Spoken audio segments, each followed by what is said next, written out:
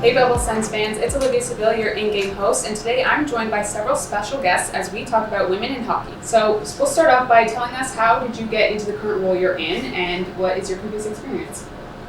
Hey guys, I'm Hillary Wells. I'm the massage therapist for the Belleville Sens. I got involved with the Belleville Sens when I was actually living in Toronto, and I finished up my massage therapy diploma. I had worked in quite a few clinics in the Toronto area, starting with a physio clinic, a sports medicine clinic, and then a massage clinic. And I realized that working in sports was a lot of fun for me. My kin background kind of highlighted a lot of the athleticism and the sports that I've always been into, and then I didn't really know what direction I wanted to go from there.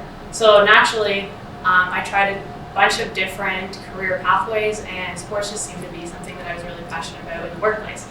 So I heard about the Belleville Sens making their way to Belleville, and my husband ended up getting a job here. So I quickly sent the Belleville Sens an email saying, "Hey, I'm Hillary. This is my experience in Toronto. I'm not sure if you're looking, but maybe you'll have me." They already had an RMT at the time. She went on a leave actually. So I got in at just like a really lucky moment. And then I did kind of a trial with Craig Belfort.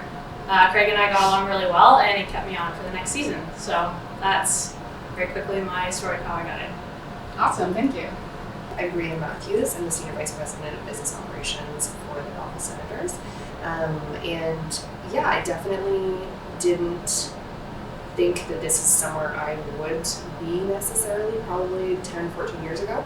I was an executive with a third-party reproductive agency.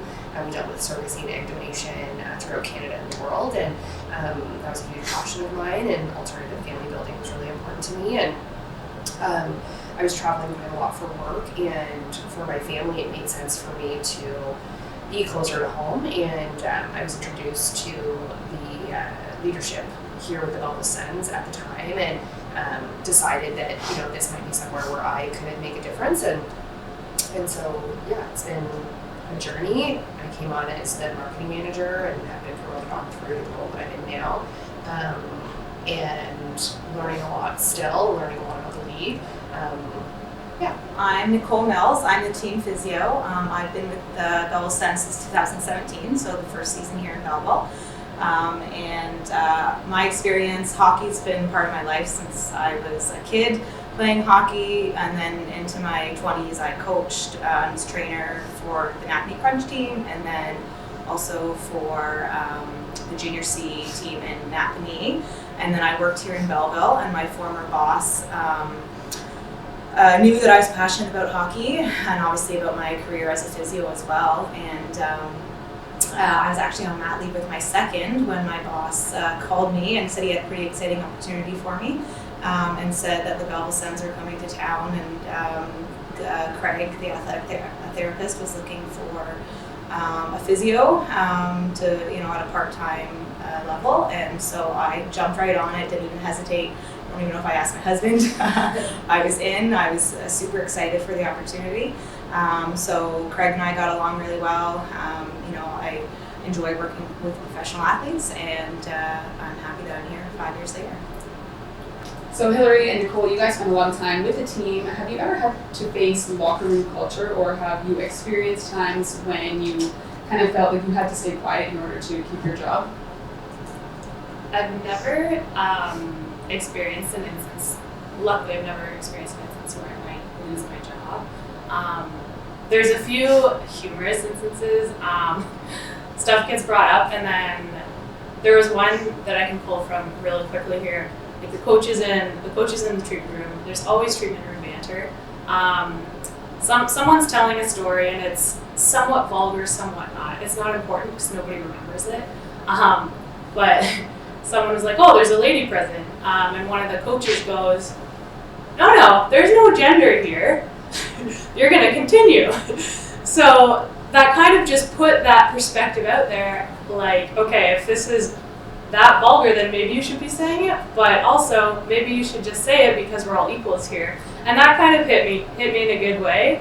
And you just kind of go with the banter, and it's, like I said, it's a pretty professional environment, and I think our coaching staff, our medical staff, it all trickles down, right? So I think we have some good leadership roles specifically on this team in regards to that, in my personal experience. And I agree. I mean, at the start of the year, Troy, holds a meeting and sets out kind of what he expects out of the respect and, when we're showing up every day and the players and stuff. And I think the players and all the staff respect that. And I mean, I'm not around when it's the full team, and it's usually me and one or two up to maybe 10 of the players. And I really hadn't had anything too crazy. We're all professional. Like I said, we're just trying to, we're doing treatment and chatting.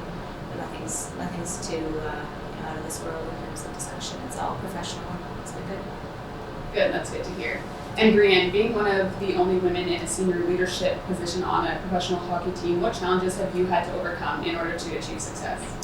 Yeah, so I think there was a big learning curve for me coming from my past, industry, coming to this and coming to sports, and kind of overcoming some of the ideas that I had with regards to, marketing and sales and different things like that, that I think a couple people were like, whoa, that's wild, or we don't do different things like that from like a data or analytics standpoint.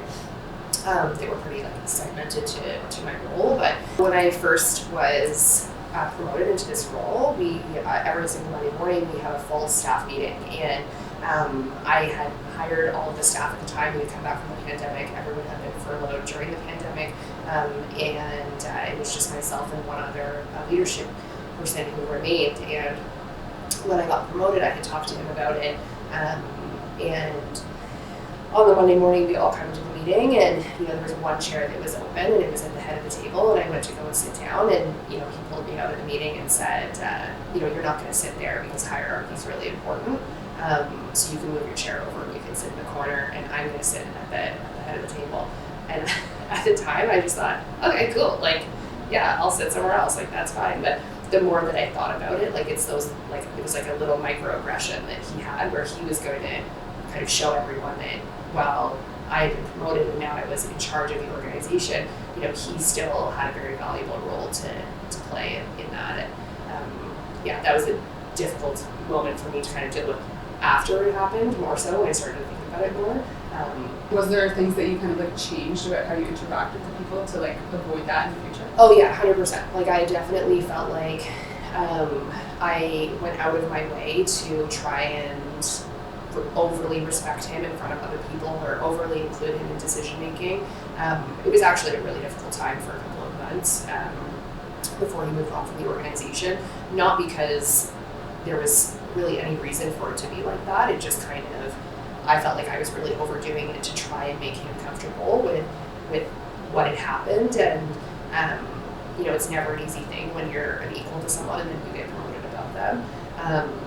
And it definitely, the dynamic was tense, I would say, for a little while. But I just came in and did my job every day and tried my best to motivate the rest of the staff and the rest of the team around me. And I have goals that were far larger than him feeling comfortable or him feeling good or even me feeling comfortable.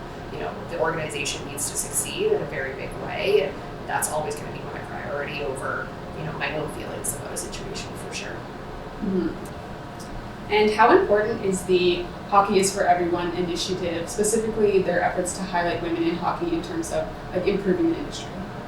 Oh, I love this question because going forward, I want it to be just this person in professional sports. It's great that this is all about women in sport, but I just don't think it needs to be about gender, and I think the future is kind of going that way, where it's not this huge, this woman is doing this and it's fantastic. It's this person is doing this and they're killing it. And I think that's where I would love to see professional sports continue to build.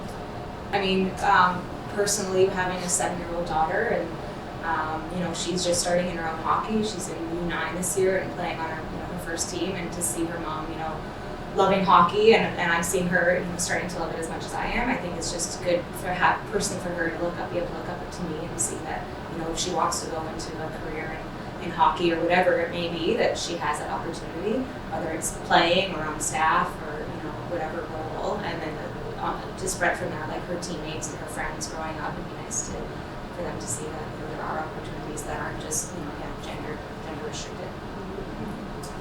And what advice would you have to give for women who are interested in pursuing a career in professional sport? One piece of advice I got when I first started, I asked a fellow RMT in the league, like, hey, just give me some of the best advice you can. And he gave me some great advice. The last piece of advice he gave me was, yeah, and don't sleep around with players, don't ruin it for future female RMTs. And it bothered me to my core because I would never have that issue. But also, in the back of my mind, I was like, you're going to be so good that nobody will ever feel I have to give a woman that piece of advice again when I first start in pro. And I think that's something that I'll probably carry with me for a while, just as fuel. So I want to add that fuel to anyone else wanting to work in pro hockey as a female too. I love that. Yeah, that's really great. So you kind of touched on this earlier a little bit, Hillary, when you were talking about how the guys wanted to censor what they were saying when you were in the room. And is it common that male coworkers or other coworkers will kind of treat you differently because you're a woman in sport? And even if they are kind of coming at it with good intentions, do you appreciate that, or do you just wish that they would treat you like kind of anybody else? Every once in a while, it's like, oh, there's a lady present, there's a woman present. They don't have to say it, and sometimes it's like, oh, you know what, that's nice. But generally, it's not. I haven't had to deal with anything that was like, okay, there's a woman present, you need to stop.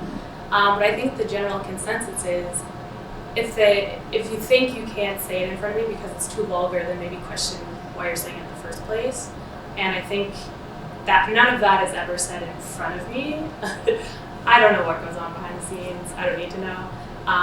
But generally, it's very respectful. And yeah, I guess it would be nice if people didn't think they had to say, hey, you know what, there's a lady present. It's like, okay, yeah, I'm a lady, I'm present, but what does that mean? That doesn't change things. But more so, it's a lot of like apologizing afterwards. Like someone will say a swear word or something, like, oh, sorry, Bria. Oh, sorry, I didn't realize you were standing there. And I was like, that's okay. Like, I as well have heard bad language previously in my life. And yeah, so just more so those things. And I don't know if it's necessarily that it bothers me or, that I don't appreciate it. Like, I think, especially with the people that we all work with, it is very well intentioned. And it definitely is, like, to make us feel comfortable and to feel like we're part of the team. And so I think it's all right. But it's kind of funny sometimes. And then in terms of, being treated differently as a lady, I think more professionally, and I get that, in my private clinic as well.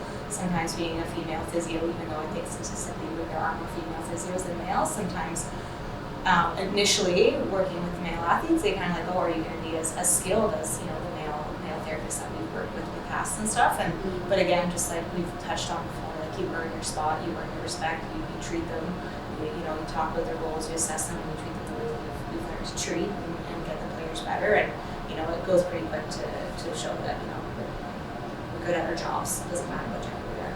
Yeah. And even I find the setup in here isn't equivalent to having a woman in the workspace. The food is right beside the showers. There's no women's bathroom. Yeah, it doesn't need to be, but when you think about the way things are set up, it wasn't actually set up with the intention or thought behind actually having a woman on the staff. Yeah. Okay, so that's all the questions I have for you today. Thank you so much for joining us today. It was great to hear everything that you had to say about being a woman in professional sport, and I definitely learned a lot, and I'm sure that our viewers also learned something new. So thank you so much, and we hope to see you around the arena. Awesome. Thanks for having us.